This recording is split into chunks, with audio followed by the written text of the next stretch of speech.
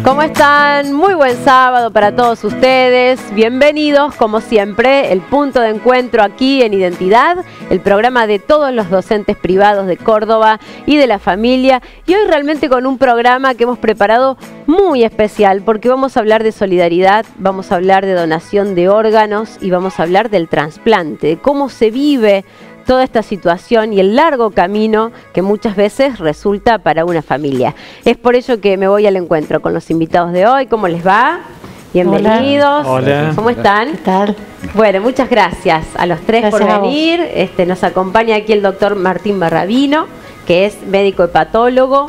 También está con nosotros Paula Viñolo, que es psicóloga y donante. Y nos acompaña también, Jorge Roca, que es trasplantado justamente de hepático, trasplantado de hígado. Bueno, digo, no sé por dónde abordar todo esto, ¿no? Porque es muy complejo. Generalmente vemos en los medios y cuando sale a la luz un caso, digo, lo exitoso que fue una operación, o la felicidad a lo mejor del paciente, pero poco se sabe de todo lo que hay detrás, ¿no? Y del largo camino que tiene por ahí una familia, en saber que tiene que buscar un órgano, esperar la donación, proceder al trasplante, digo, el compromiso también grande de todo el sistema de salud en esto, la compatibilidad.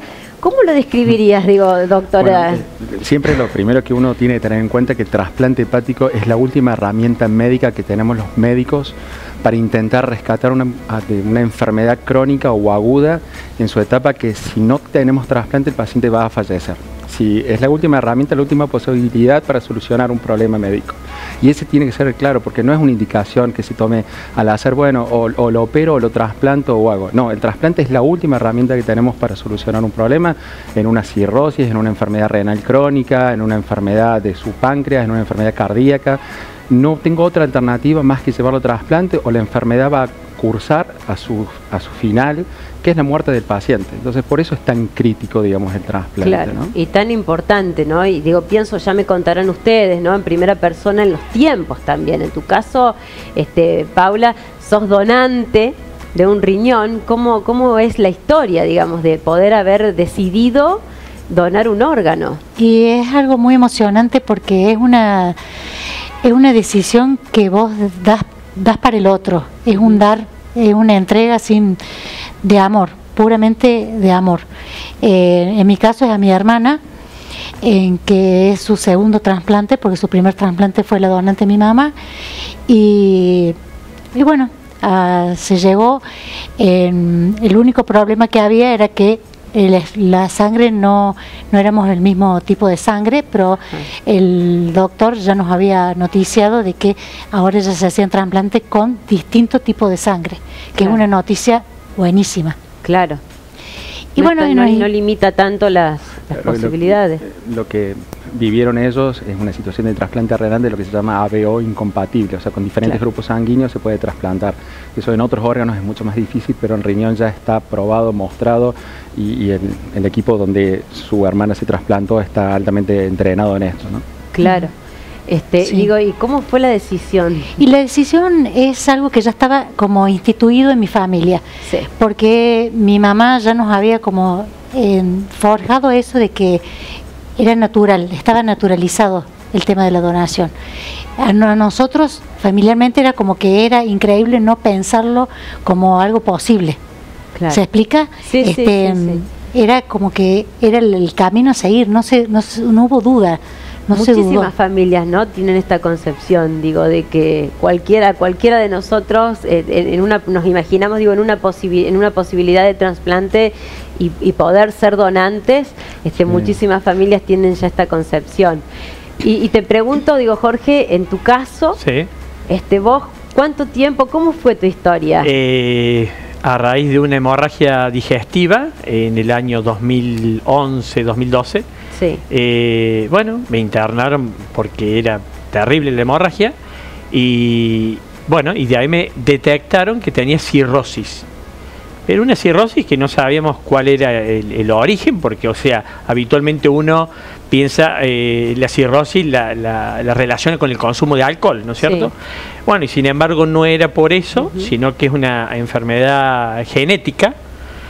que es cirrosis por hemocromatosis, como que mi organismo no procesa el hierro, y eso a lo largo de muchos años lo complicó terriblemente el hígado, que llegamos al punto de tener que trasplantarme, ¿no? ¿Cómo se vive, digo, Jorge, ese momento? ¿No? De decir... No te das idea. O sea, yo cuando estuve internado en ese momento, primero no entendía nada. Cuando me dan el diagnóstico, después de haber pasado varios días internado, con transfusiones de sangre, porque me había desangrado bastante, entonces cuando me dan el diagnóstico nunca había tenido ningún síntoma previo ni nada por el estilo, ¿me entendés? Entonces lo primero te dicen cirrosis, o sea, fue algo muy choqueante, ¿me entendés? Hasta que me entraron a explicar empezaron a investigar cuál era la causa de llegar a esa cirrosis. Eso fue, por ejemplo, en el 2012, supongamos. Hasta que, bueno, y el organismo se fue deteriorando cada vez más.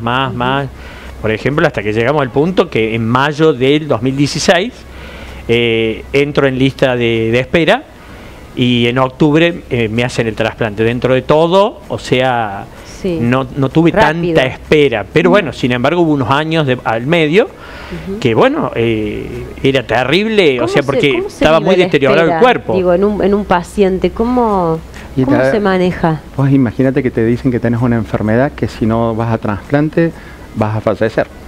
Es una situación, esa es psicóloga, creo que extrema, ¿no? Donde vos pensás que, bueno, ¿y ahora qué? Y ahora la decisión, en el caso de Jorge, en el caso de los adultos que requieren de trasplante hepático, requieren en general la necesidad de un donante cadavérico, ¿no?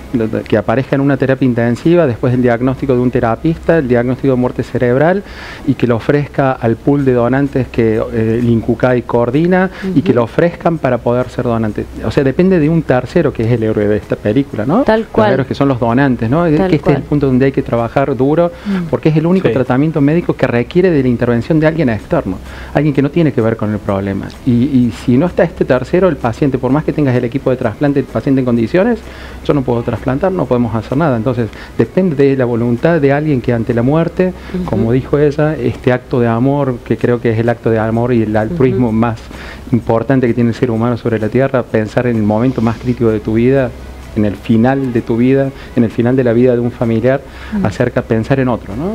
Creo que no debe haber acto de amor más. No, más absolutamente. Absoluto, ¿no? Paula, digo, vos que lo has decidido en carne propia, hacer este acto de amor y acompañar y donar un órgano, me imagino que también se debe vivir un poco la presión porque resulte bien, ¿no? Sí. En el caso de mi hermano, vuelvo a repetir, ya había pasado por un trasplante cirugía, y había sido exitoso. Hace 28 años atrás, donde esto no era como muy común. Claro.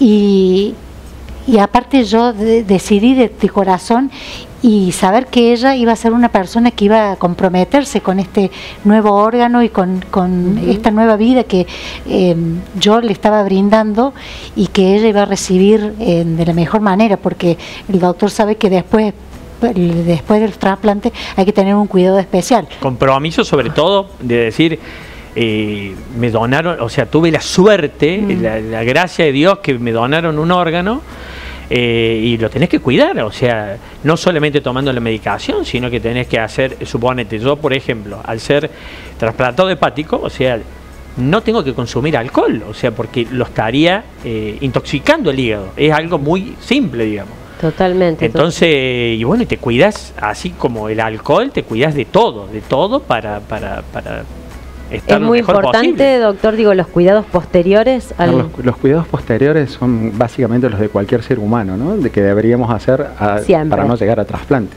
que es tener una actividad física, comer adecuadamente, tener una vida emocional lo más equilibrada posible, tener una vida social lo más adecuada posible.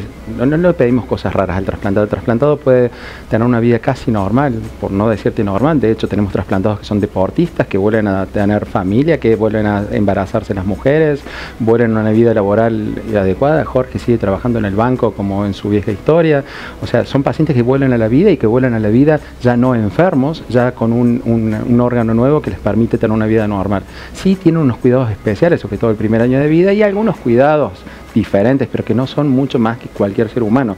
Claro. Eso es lo interesante del trasplante, que te vuelve la vida, no sos un discapacitado por ser trasplantado. Totalmente. Sos un paciente con un órgano nuevo, pero con todas las posibilidades de seguir viviendo y seguir haciendo lo que querías en tu vida, proyectos de vida, proyectos laborales o lo que se te ocurre, incluso de tener familia, como hemos tenido pacientes que se han embarazado después del trasplante, ¿no? Qué maravilloso, ¿no? Poder decir esto, el avance de la medicina, de la ciencia. Antes no te imaginabas esto y sin embargo hoy es está tan en boca, digamos, esto que es bárbaro, es bárbaro. Y qué importante también poder hablar y difundirlo. Vamos a entrar un poquito más ahora en las historias de ustedes, pero hacemos una pausa, no se vayan.